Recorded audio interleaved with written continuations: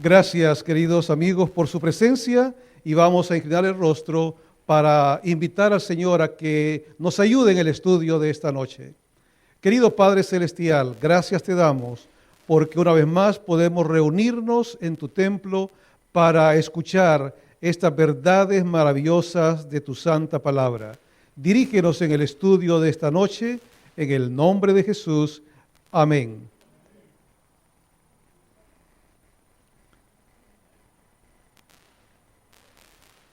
El mensaje central de toda esta serie, como ustedes bien lo saben, es el último imperio. Descubra una esperanza real para el futuro mejor. Anoche hablamos acerca del personaje central de la historia de este mundo. ¿Recuerdan ustedes de quién hablamos anoche?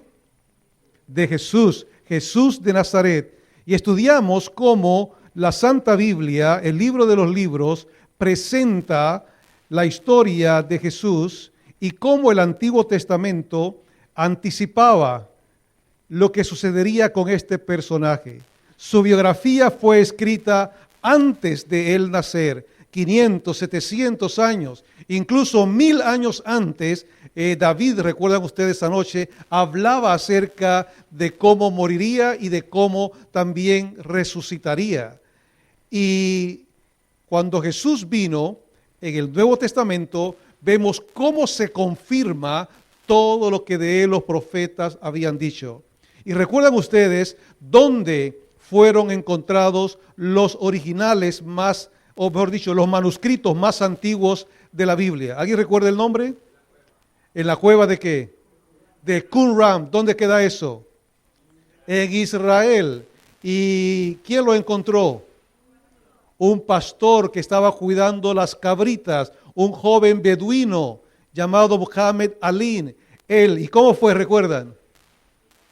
Cuando una cabrita se le escapó y subió, salió del grupo para arriba, él vio que estaba entrando a una cueva y para llamar la atención, ¿qué hace? Dice, toma una piedra, la tira a la cueva para que la cabrita saliese.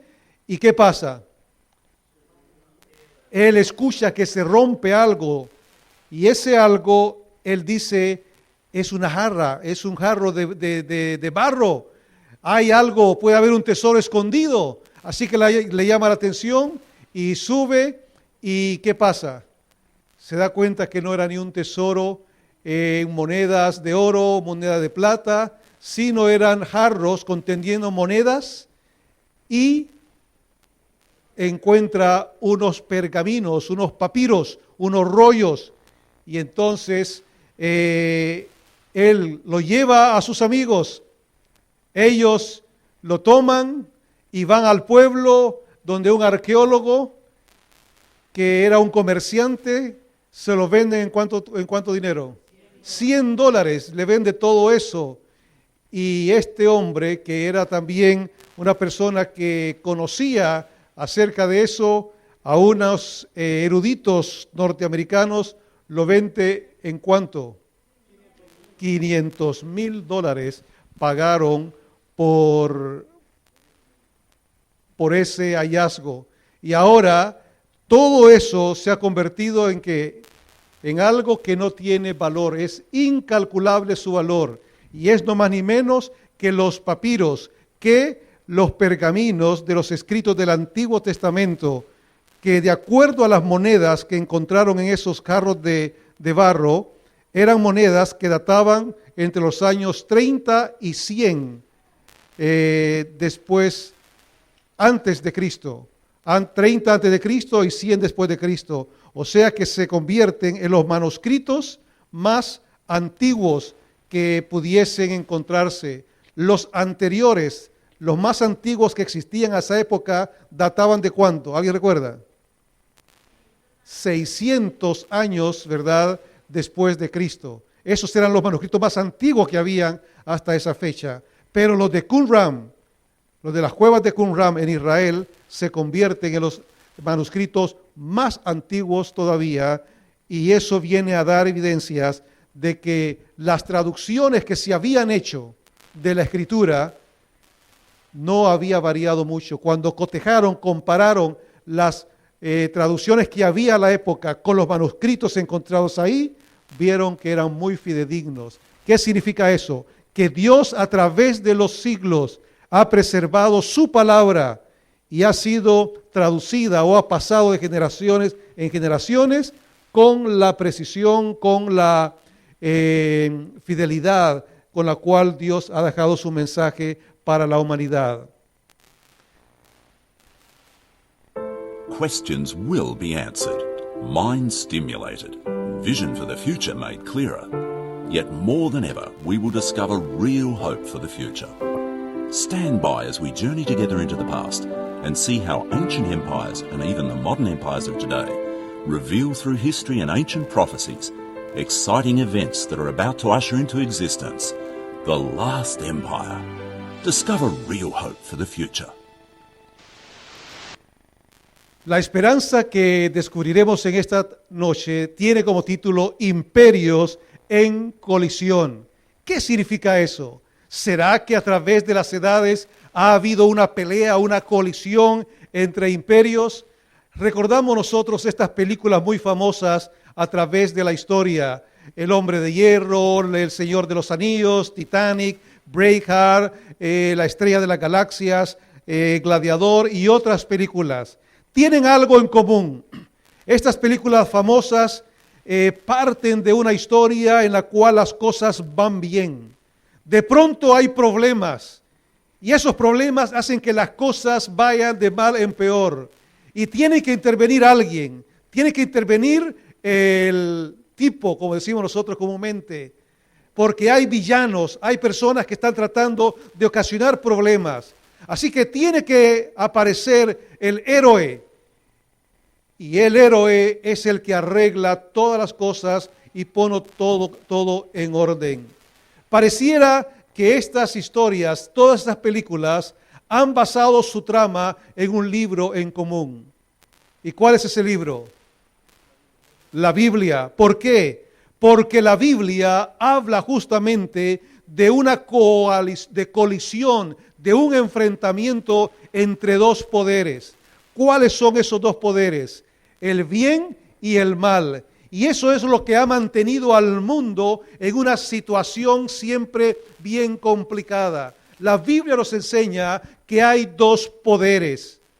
El poder del bien comandado por Dios y el poder del mal comandado por Satanás. En el último libro de la Biblia, Juan, el discípulo amado, presenta en los capítulos 12 y 13 de Apocalipsis que hay un poder llamado el dragón, que el dragón se llenó de ira, dragón, Satanás, el diablo, como lo describe allí las Sagradas Escrituras, dice que él se llenó de ira y se opuso contra Dios y ha usado poderes terrenales, y aquí descritos, una bestia que sale del mar de aguas y otra bestia que sale de la tierra, como poderes que él ha usado también para oponerse contra Dios.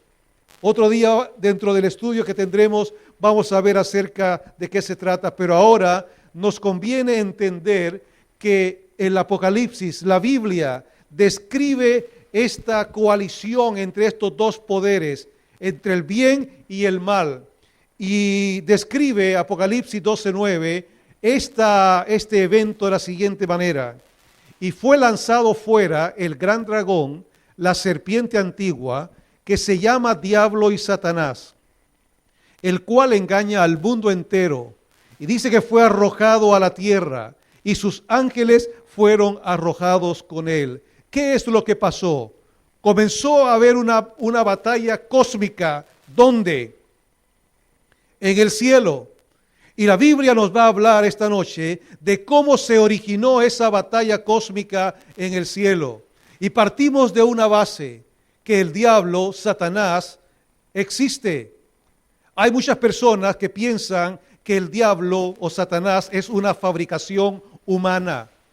Piensan que Satanás es una invención del hombre. Pero cuando nosotros vemos lo que dice la Biblia, nos damos cuenta que el dragón, la serpiente antigua, Satanás, como le llama las Escrituras, es un ser real. Y la Biblia nos indica cómo se originó esta coalición, esta guerra, este problema en estos dos poderes. Y allí en Apocalipsis capítulo 12, versículo 7 leemos que hubo una gran batalla. ¿Dónde? ¿Dónde comenzó entonces este problema? Interesante. Comienza en el cielo, dice las Sagradas Escrituras. Hubo una gran batalla en el cielo. Hubo una colisión, un choque, un problema en el cielo. ¿Y entre quiénes? Dice ahí Miguel, que Miguel representa a Jesucristo, al Hijo de Dios. Miguel y sus ángeles, dice, peleaban ¿contra quién? ¿Y quién dijimos que es el dragón? De acuerdo lo dice Apocalipsis 12. Satanás. Así que peleaba Cristo con sus ángeles contra el dragón, contra Satanás. Y luchaban, ¿verdad?, también con sus ángeles. O sea, que el dragón, Satanás, tenía un grupo de ángeles que estaban a su favor. Y esta pelea que sucede en el cielo, queridos amigos, se le conoce como la Guerra de las Galaxias primera, la original Guerra de las Galaxias. ¿Por qué? Porque sucede ¿dónde? Allá en el cielo. ¿Cómo se produce o por qué se llega a esta batalla? Se produce porque Dios había creado un querubín, un ángel especial, el principal de todos los ángeles, llamado Lucifer. Y Lucifer llegó a ser un ángel que había sido exaltado a lo sumo. Era el principal de todos. Era el que dirigía los coros celestiales. Pero lamentablemente, después él de ser exaltado, de ser el principal de todos, llegó a ¿qué? A caer, a ser un querubín o un ángel caído. Así que el origen de este problema, de esta batalla, parte en la mente de un ángel principal, que por un momento fue exaltado y luego cayó y se convirtió entonces en el diablo, en Satanás. En la Escritura se nos compara a este personaje como el rey de Tiro. Hablando de esto, el profeta Ezequiel nos dice lo siguiente: tú eras el sello de la perfección. Hablando de este ángel exaltado, dice, era lleno de sabiduría, acabado de hermosura. En Edén, en el huerto de Dios estuviste. Los primores de tus tamboriles y flautas estuvieron preparados para ti en el día de tu creación. Ahí se confirma que era un ángel, ¿cómo? O un ser, ¿cómo? Creado, un ser creado. Y era alguien especial, Dios le había dado privilegios especiales. Y sigue diciendo, tú, querubín grande, protector, yo te puse en el santo monte de Dios. Allí estuviste en medio de las piedras de fuego, te paseabas. Era alguien especial, ¿no es cierto? Alguien que tenía un privilegio enorme, un ser que Dios había creado, que lo había exaltado, no solamente con hermosura, no solamente disfrutando de las cosas preciosas del cielo, sino también lo había privilegiado con dones. Era el principal de todos los músicos. La Biblia a través del profeta describe a este personaje que se rebeló contra Dios y llegó a convertirse en el diablo, en Satanás. La Biblia le llama en la profecía bíblica el dragón, la serpiente antigua. Así que hablando acerca del rey de Tiro, el profeta Ezequiel, vemos que no es un hombre terrenal el que se describe allí. No es específicamente un rey de un pueblo llamado Tiro el que se describe, sino quien no más ni menos está describiendo a través de esa escritura, el profeta Ezequiel, es ¿quién? Lucifer. Está hablando de Lucifer. Él estaba en el jardín del Edén. Recuerden que Lucifer tenía acceso al jardín del Edén. ¿Dónde? ¿Recuerdan?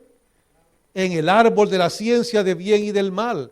Él tenía ese acceso. Por eso Dios le dijo a Adán y Eva que no se acercaran a ese árbol, porque Dios sabía que era el único acceso al cual Lucifer, el dragón, o sea, el único lugar que él tenía acceso. Así que él estaba allí en el jardín del Edén. Dice, ¿fue creado por Dios, sí o no?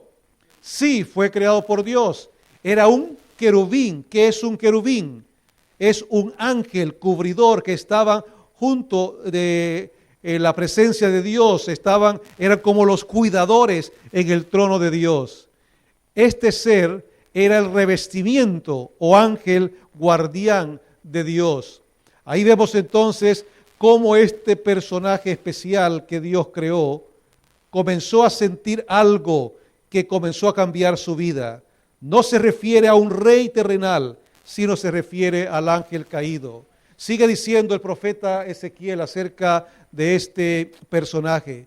Perfecto eras en todos tus caminos, desde el día que fuiste creado, ¿hasta cuándo? Hasta que se halló en ti maldad. Era un ser perfecto. Dios lo había creado sin mancha. Pero ¿qué pasó? Dice la Escritura que en él hubo algo que cambió todo. Se enalteció su corazón a causa de su hermosura. Se corrompió a causa de su sabiduría, a causa de su esplendor. ¿Cómo se llama eso? Así en términos muy comunes. Cuando una persona se vanagloria de sí mismo, ¿cómo se llama? Orgullo. En otras palabras, se enorgulleció acerca de él mismo, de su belleza, de su sabiduría, de su esplendor. Y eso fue, mi querido amigo, lo que ocasionó el primer pecado. Lo que originó el mal fue lo que sucedió en la mente de este querubín especial. Y eso fue lo que trajo todo este problema. El profeta Isaías, hablando acerca de eso, nos dice en Isaías 14:12, ¿cómo caíste del cielo, oh lucero, hijo de la mañana?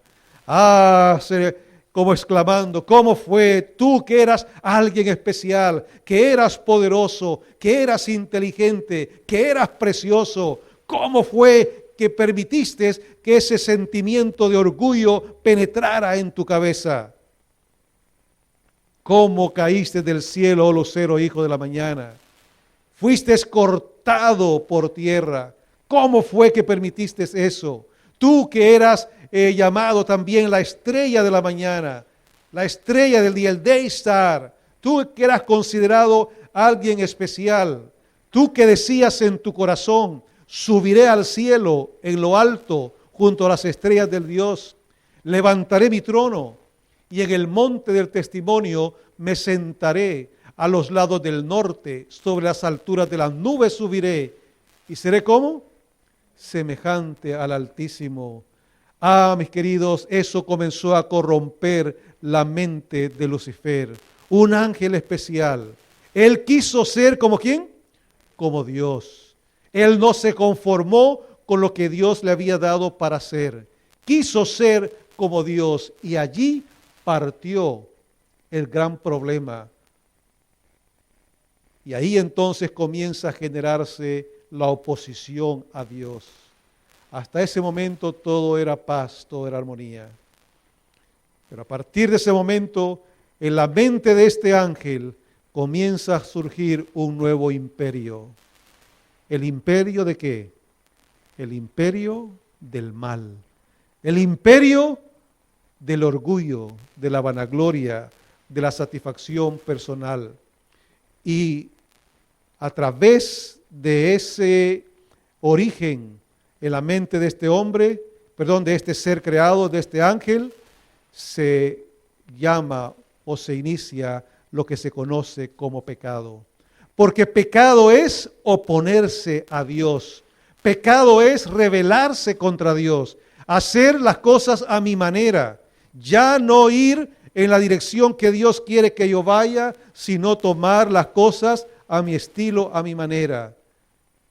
Y en el inglés, eso se entiende mejor que en español. Por eso decidí mantener ese slide en inglés. ¿Qué es la palabra sin? ¿Qué significa? Pecado. Y noten Lucifer, el nombre de Lucifer, ¿cuál es la letra que tiene al centro? I, latina, I. Y aquí vemos en sin también la letra I, y en el inglés que significa el I. Yo, Lucifer, entonces en el centro tenía su idolatría, el pecado en el centro tiene su idolatría. Eso es prácticamente lo que transformó la vida de aquel hombre. El pecado es entonces mirarme hacia mí mismo, yo.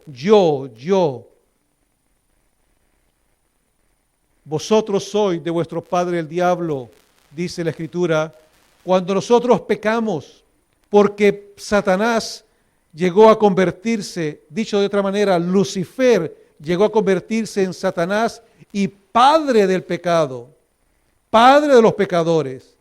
Por eso la Escritura confirma que todos los que cometemos pecado somos de vuestro padre el diablo, y los deseos de vuestro padre queréis hacer.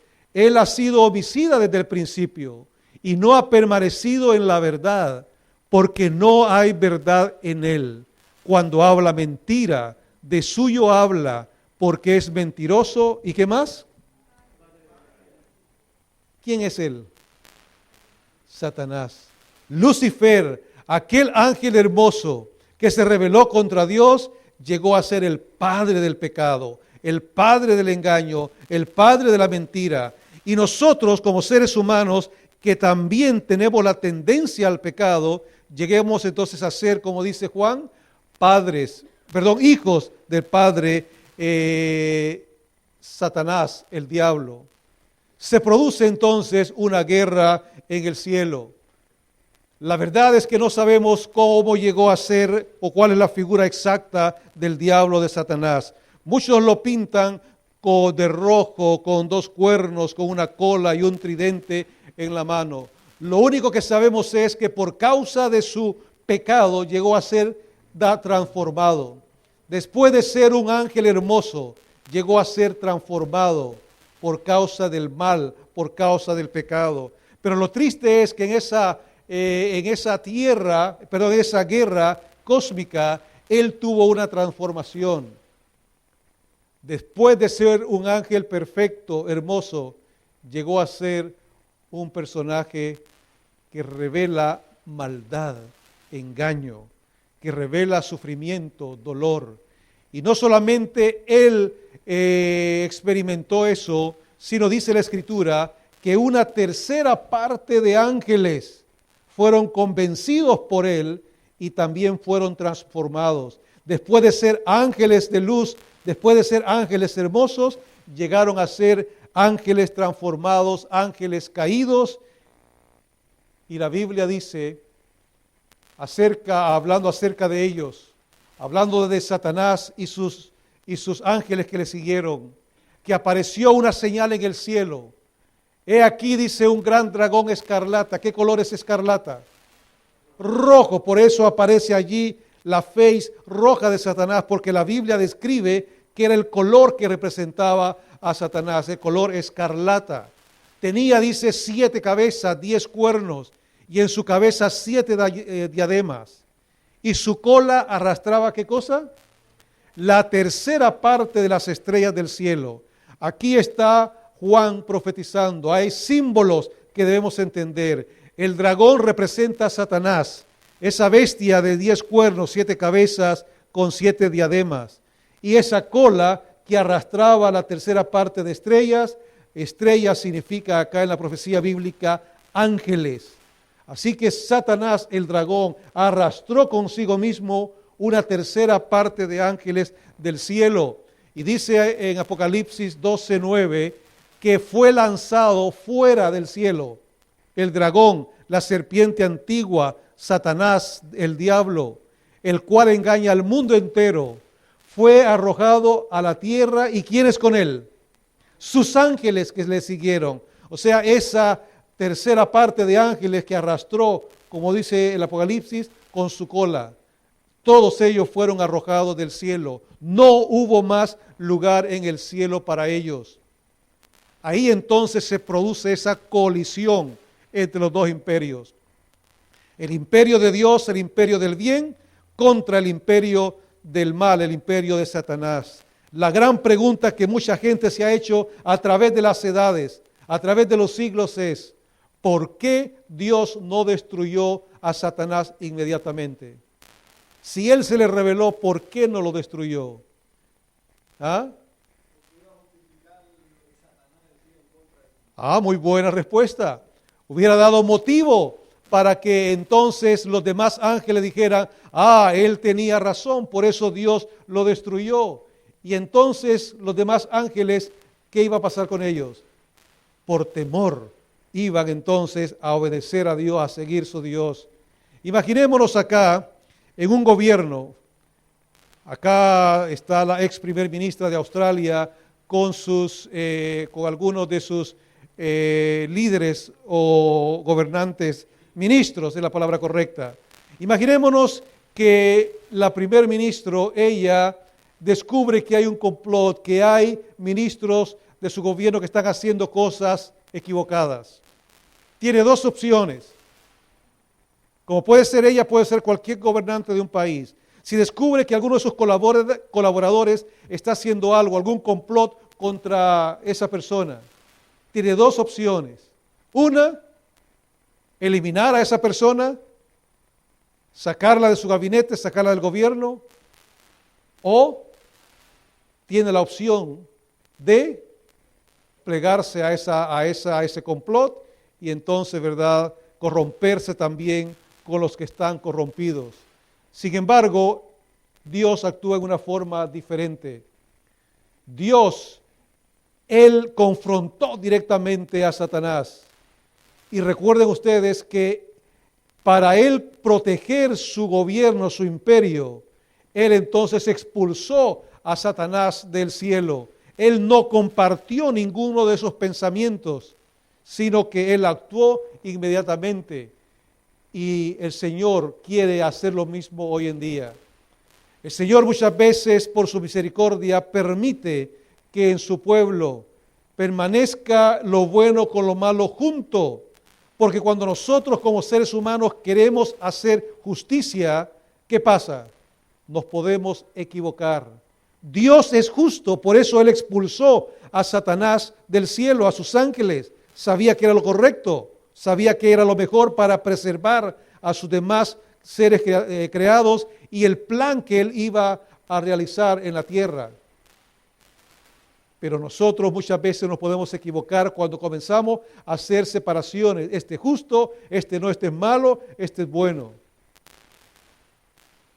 Porque nosotros vemos lo que está delante de nosotros, pero Dios mira el corazón. Y por eso Jesús, cuando estuvo en esta tierra aplicando la parábola del trigo y la cizaña, Él dijo, dejen que crezcan juntos el bien y el mal, lo bueno y lo malo.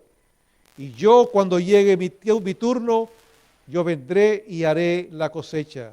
Separaré lo bueno de lo malo. Lo bueno lo pondré junto, lo pondré en los graneros, y lo malo lo ataré, lo haré manojos y lo pondré en el fuego. Dios no se puede equivocar. Él no se equivocó con Satanás. Él le dio oportunidad, pero el enemigo hizo algo indebido. Él no se quedó así. Él no se conformó con recibir el castigo solamente. Él sabía que Dios había planificado la creación del hombre, la creación de esta tierra. Conocemos la historia. Nuestros primeros padres, hermosos, perfectos. Dios los había creado. Todo era bueno en gran manera, dice la Escritura en Génesis, el primer libro de la Biblia. Pero Satanás se paseó en el huerto del Edén. ¿En forma de qué? En forma de una serpiente. Un animal que se describe que era hermoso y atrajo a la mujer, a Eva. ¿Y qué pasó? Fue engañada. ¿Por qué? Porque Satanás fue lanzado a la tierra. Vino acá la serpiente antigua y justamente entonces atacó lo más importante que Dios había creado. Lo que Dios creó es un mundo perfecto, pero un mundo de decisiones, un mundo en el que tú y yo podemos decir sí o podemos decir no. Dios no creó robots, Dios no creó autómatas, Dios no creó gente que dijera sí señor, sí señor, sí señor. Dios creó gente pensante. Dios dotó al hombre de libre albedrío. Lo mismo que hizo con los ángeles en el cielo, de dotarles de libre albedrío, Él hace lo mismo con los seres acá en la tierra. Y dotó a Adán y Eva del libre albedrío, con una diferencia. El amor va a hacer la diferencia, va a marcar nuestras acciones, lo que hacemos o dejamos de hacer. Así que el hombre puede decir sí o puede decir no, pero el amor nuestro hacia algo o hacia alguien va a marcar la diferencia. Si amamos a Dios por sobre todas las cosas, vamos a aprender a decir sí al bien y no al mal. Y eso es lo que Dios quiere. Y allí entonces se nos involucra a nosotros en este gran conflicto entre el bien y el mal. Dios, pensando en esas criaturas que había hecho para preservarlos del mal, sabía que el enemigo podía tener acceso a esa creación perfecta que había hecho. Dios les advierte y les dice: todo árbol del huerto podrás comer su fruto, mas del árbol de la ciencia del bien y del mal no comerás, porque del día que de él comieres, ciertamente morirás. Esa fue la advertencia que le dio Dios a nuestros primeros padres. Y entonces Adán y Eva, como lo hacemos nosotros comúnmente, tuvieron que entrar a un cubículo de votación, donde ellos tenían que tomar la decisión, sí o no, acepto o rechazo, voto por esto o voto por lo otro. Tuvieron en un momento determinado que tomar una decisión. Y Satanás, por supuesto que hizo su parte. Y dice la Escritura que la serpiente, la cual Satanás usó como el primer medium espiritista, dice que Satanás entró en la serpiente, porque aquel animal hermoso dice que comenzó a hablar. Los animales no habían sido creados para hablar. Los únicos que podían hablar eran ¿quiénes en ese momento? Adán y Eva. Pero de pronto esta serpiente, ahí en ese árbol hermoso, le habla a la mujer. Y aquella mujer es atraída por este animal hermoso. Y le habla. Y entonces dice que era astuto más que todos los animales del campo. La cual le dijo a la mujer: ¿con que Dios ha dicho no comáis de todo árbol del huerto? Entonces la serpiente dijo a la mujer: no moriréis, sino que sabe Dios que el día que comáis de él, serán abiertos, dice, vuestros ojos, y seréis como Dios, sabiendo el bien y el mal.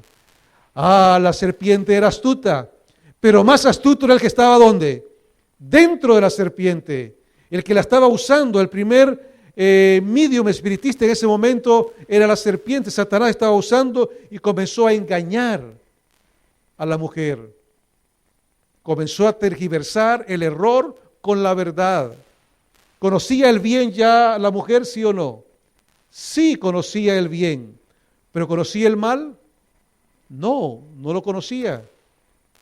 Y le convierte también la palabra de Dios en mentira. Dice: el Señor ha dicho que van a morir, pues no moriréis. Y a partir de ese momento entonces Satanás se convierte en el padre de mentira. Y conocemos la historia. Adán y Eva hacen una mala elección. Y entonces el pecado se introduce en esta tierra. Mis queridos, Dios nos ama tanto.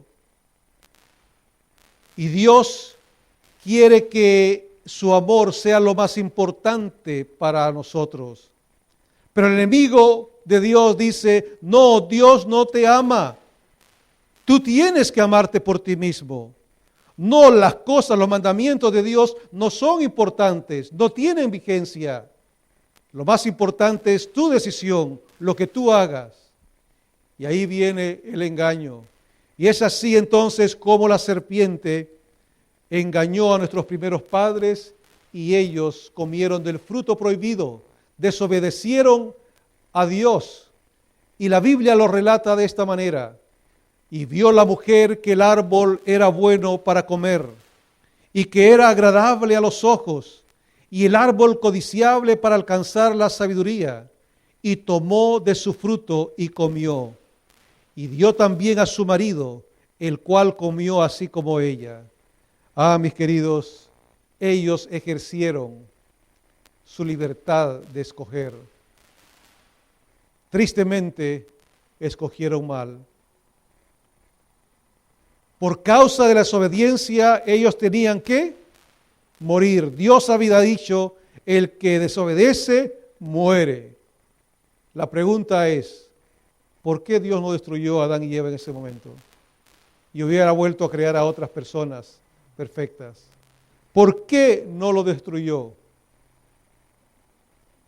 ¿Por qué en vez de destruirlos, Dios permitió entonces que entrara el sufrimiento, la enfermedad, la muerte? Porque después que ellos desobedecieron, la naturaleza perfecta que Dios había creado se distorsionó. Los animales buenos se convirtieron en feroces. Las plantas comenzaron a dar espinas. Las plantas comenzaron a morir. La gente se comenzó a cansar. Y como resultado de eso vino el sufrimiento y la muerte, la enfermedad. Vino el sufrimiento. Y la historia de la vida se convierte entonces en una historia donde hay sufrimiento y hay dolor, como la experiencia que pasó Job. ¿Han leído ustedes la vida de Job?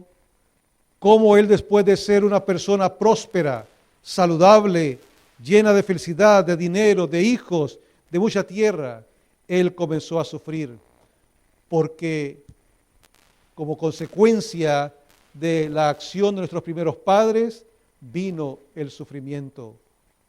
¿Y qué hace ahora el ser humano? Instigado por Satanás, culpa a Dios. Él es el responsable. Él es el responsable, sus hechos, esos actos de Dios. Por eso hay desastres, por eso hay sufrimiento, por eso hay problemas, por eso hay divorcios, por eso hay enfermedad. Y comienza el hombre a culpar a Dios. Ah, esos son hechos de Dios, son acciones que Dios hace. Por lo tanto, Dios no es amor. Dios no ama realmente al ser humano. Pero, ¿fue eso verdad? Dice la Escritura que cuando Adán y Eva pecaron, dice que ellos sintieron temor y ellos se escondieron. Cada día el Señor venía a hablar con ellos al jardín del Edén. Pero después que ellos pecaron, dice, sintieron miedo, temor, se dieron cuenta que estaban desnudos. Y viene Dios en busca de ellos. Y cuando Dios se encuentra con ellos, en vez de retarlos, en vez de matarlos inmediatamente, en vez de decirles por qué lo hicieron, se los advertí. ¿Qué hace el Señor? Les da una maravillosa promesa. Y ahí entonces les promete un Salvador, les promete a Jesús. Y Génesis 3:15 dice que el Señor Jesús le dice a Adán y Eva, pondré enemistad entre ti y la mujer, y entre tu simiente y la simiente suya. Esta te herirá en la cabeza y tú le herirás en el calcañal. Ahí Dios les promete un Salvador. Iba a haber enemistad, había ya problemas, había conflicto. Los dos poderes, el bien y el mal, ahora se encontraban en conflicto. Y ahora el hombre estaba en medio de ese conflicto. Pero le dice que él enviaría a una simiente, enviaría a un Salvador para que solucionara las cosas. Y entonces Jesús les promete un Salvador. Y Apocalipsis, describiendo el cumplimiento de esa promesa, el capítulo 12, versículo 1 y 2, dice que apareció, ¿dónde? En el cielo, una gran señal, una mujer vestida del sol, con la luna debajo de sus pies, y sobre su cabeza una corona de 12 estrellas. Y estando encinta, clamaba con dolores de parto en la angustia del alumbramiento. ¿A quién está presentando ahí la profecía bíblica? Está presentando a Cristo a la mujer, la iglesia, símbolo de la iglesia pura, la iglesia del Señor. En medio de ella iba a nacer, en medio de su pueblo iba a nacer el Hijo de Dios Jesucristo. Y anoche vimos cómo esa profecía se cumplió, que de la Virgen María, que Dios escogió como la madre terrenal de Dios, ahí nació Jesucristo. Y Jesús fue atacado también por el dragón, por Satanás. Desde que él nació, el dragón, Satanás, quiso destruirlo. ¿Recuerdan ustedes cómo usó a Herodes, el emperador de la región donde Jesús nació? Mandó a matar a todos los niños menores de 2 años porque quiso también destruir a Jesús. Dice que el dragón se paró frente a la mujer que estaba para dar a luz, a fin de devorar a su hijo tan pronto como naciese. ¿Se cumplió eso, sí o no? Satanás quiso destruir a Jesús cuando nació a través del decreto de Herodes para matar a todos los niños. Pero ella dice, igual dio a luz un hijo varón que regirá con vara de hierro a todas las naciones. Y su hijo fue arrebatado para Dios y para su trono. ¿De quién estaba hablando ahí el profeta? De Jesucristo. Y vimos anoche cómo Jesús cumplió esa profecía y trajo salvación, porque de tal manera amó Dios al mundo que dio a su Hijo unigénito. Dios cumplió la promesa que le hizo a nuestros primeros padres en el jardín del Edén y envió a su Hijo Jesucristo. Y tal como estudiamos ya, la profecía se cumplió. Jesús de Nazaret nació en Belén de Judea. Dios hizo todo lo posible. Como estudiamos anoche, José y María vivían ¿dónde? En Nazaret, a 130 kilómetros de Belén, desde el norte hasta el sur. Pero a través del decreto de César Augusto, el emperador romano, Dios hizo que su profecía se cumpliera y José y María bajaron desde el norte hasta el sur y Jesús nació en un pesebre. Nació en Belén conforme estaba predicho y se convirtió en el Salvador del mundo. Pero no solamente nació en Belén, dice la Escritura que el Mesías también sería ungido. Y Jesús cumplió esa profecía cuando fue a Juan al Jordán a la edad de 30 años, el año 27 después de Cristo, para ser bautizado por él. Por lo tanto, Jesús también cumplió esa promesa para formar parte de los hijos e hijas de Dios. Y Dios confirmó esa decisión cuando dijo después de su bautismo, este es mi Hijo amado, en quien yo tengo complacencia o contentamiento. Por eso todos aquellos que llegamos a ser de Cristo nuestro Salvador y nos entregamos a Él por medio del bautismo, llegamos a ser confirmados otra vez como hijos e hijas de Dios. El Señor vivió durante 3 años y medio, ministró, realizó un ministerio en favor de la gente, alimentó a los hambrientos, sanó a los enfermos, tocó a los leprosos, se hizo amigo de los parias, confortó a los afligidos, echó fuera demonios, resucitó a los muertos. Jesús vino a buscar y a salvar lo que estaba perdido y a arreglar todo lo que estaba mal. ¿Qué era lo que estaba mal? ¿Qué era lo que estaba roto? La relación entre Dios y el hombre. Satanás se había metido en medio. Satanás había puesto esa barrera por causa del pecado entre Dios y el hombre. Pero Jesús vino para derribar esa barrera, para darnos el privilegio de alcanzar otra vez la salvación en Cristo Jesús. Dios llegó a ser con nosotros a través de Jesucristo. Anoche lo vimos cuando el ángel le dice a María que iba a tener un hijo y que ese hijo iba a tener como nombre, ¿cómo? Emmanuel, que traducido es Dios con nosotros. Sería Dios con la humanidad. Dios mismo vino a estar con nosotros por medio de Jesús. Él cumplió su promesa, no dejó al hombre solo, no lo dejó abandonado a las expensas de Satanás, que había llegado a ser el príncipe de este mundo. Y la Biblia registra en San Juan capítulo 1 que Jesús vino, el verbo, la palabra. En el principio era el verbo y el verbo era con Dios y el verbo era Dios. Todas las cosas por Él fueron hechas y sin Él nada de lo que ha sido hecho fue hecho. Y aquel verbo fue hecho carne y habitó entre nosotros. Cristo Jesús vino a estar con nosotros, se hizo uno igual que nosotros.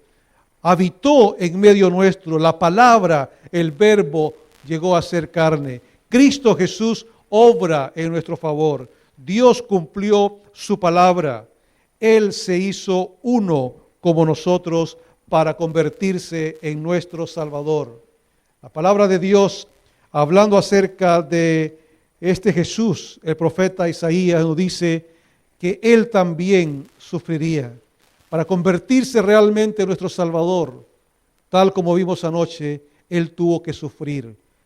Y la Biblia advertía de la tortura, del castigo que Él recibiría. Y el profeta Isaías lo describe en su libro, en el capítulo 53, versículos 3 y 4. Jesús, el Cordero de Dios, despreciado y desechado fue entre los hombres, varón de dolores, experimentado en quebranto.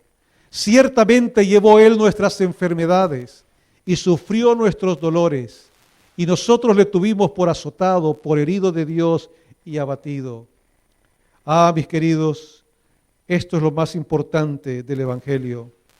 En el conflicto entre el bien y el mal, cuando parecía que Satanás tenía el dominio completo, se había apoderado de este mundo, el Señor cumple su promesa 4000 años más tarde y envía a Jesús a morir para que Él pudiese devolvernos lo que habíamos perdido. Y es así entonces como Jesús, al venir a esta tierra como Cordero, Él llega a destruir, ¿verdad?, el imperio de Satanás. El amor de Dios rompió el imperio posesivo de Satanás en la tierra. Por tanto, Dios amó al mundo que dio a su Hijo unigénito. Dios vino a terminar con el sufrimiento humano. Dios vino a darnos esperanza para siempre. A través de Cristo, mi hermano, tú y yo podemos tener esperanza. Cuando el mundo se encuentra en conflicto, cuando el bien pareciera muchas veces que va a predominar por el mal, cuando pareciera que todo está por terminar, recuerda la promesa maravillosa que Jesús, Él es nuestro garante para la victoria. Él murió en la cruz. Él fue llevado a la cruz para cumplir allí lo que dijo a los primeros padres del Señor, que le daría un golpe mortal a Satanás. Y eso se cumplió en la cruz.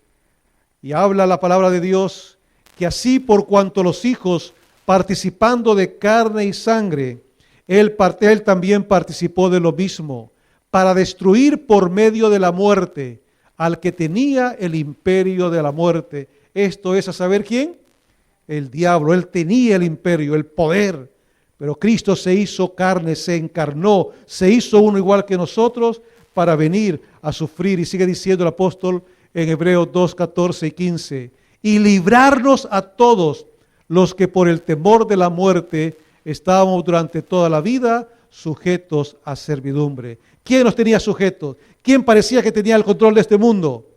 Satanás, el diablo, parecía que él había logrado finalmente vencer. Pero Cristo apareció en escena. Cristo murió en la cruz y Él entonces nos devuelve la victoria.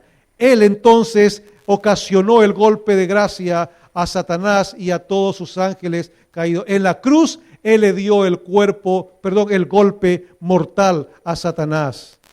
Y el apóstol Pablo en Romanos 3, 25 dice lo siguiente: a quien Dios puso como propiciación por medio de la fe en su sangre para manifestar su justicia. Cristo entonces llega a ser nuestra justicia. Él nos devuelve otra vez a esa relación que se había perdido por causa de la desobediencia de nuestros primeros padres. Ellos habían comido del fruto prohibido, debían morir, pero Cristo Jesús, Él vino a darnos vida. Él mencionó, la paga del pecado es muerte, pero la vida eterna es un regalo de Dios. Cristo vino a morir por nosotros. Él no cometió pecado, fue sin mácula. El único que podía librar al hombre era Cristo, alguien que no cometía pecado. Y Jesús, dice el apóstol Pablo, no conoció pecado y por nosotros lo hizo pecado. Porque también Cristo padeció una sola vez por los pecados, el justo por los injustos, para llevarlos ¿a quién? De vuelta a Dios.